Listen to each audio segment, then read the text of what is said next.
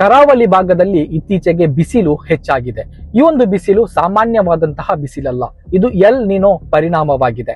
Pacific ಮಹಾಸಾಗರದ ನೀರು ಹೆಚ್ಚು ಬಿಸಿ ಆಗಿರುವುದರಿಂದ ಗಾಳಿ ನಮ್ಮ ಮೇಲೆ ಡೈರೆಕ್ಟ್ ಆಗಿ ಬೀಳ್ತಾ ಇದೆ. ಈ ಒಂದು ಬಿಸಿಲು ತುಂಬಾ ಅಪಾಯಕಾರಿ. ಇದರಿಂದ ಹೀಟ್ ಸ್ಟ್ರೋಕ್ ಆಗಿ ಆರೋಗ್ಯವಂತರು ಕೂಡ ಸಾಯುವ ಸಾಧ್ಯತೆ ಇದೆ. ಆದ್ದರಿಂದಲೇ ಈಗಲೇ ಈ ಒಂದು ಕ್ರಮವನ್ನು ಪಾಲಿಸಿ. ಬಾಯಾರಿಕೆಗೆ ಕಾಯಬೇಡಿ. ಪ್ರತಿ ಗಂಟೆಗೂ ಕೂಡ ನೀರು ಕುಡಿಯಿರಿ. ಮಕ್ಕಳು ಮತ್ತು ವೃದ್ಧರು ನೀರು ಕುಡಿಯುತ್ತಿದ್ದಾರೆ ಅಂತ ಹೇಳಿ ನೋಡಿಕೊಳ್ಳಿ.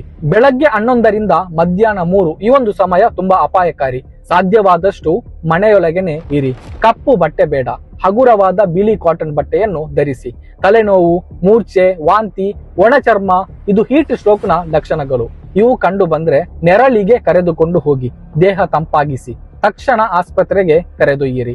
ಪ್ರಾಣಿಗಳನ್ನು ಕೂಡ ಮರಿಬೇಡಿ. ಹೊರಗೆ ನೀರು ಇಡಿ, ನೆರಳು ವ್ಯವಸ್ಥೆಯನ್ನು ಮಾಡಿ.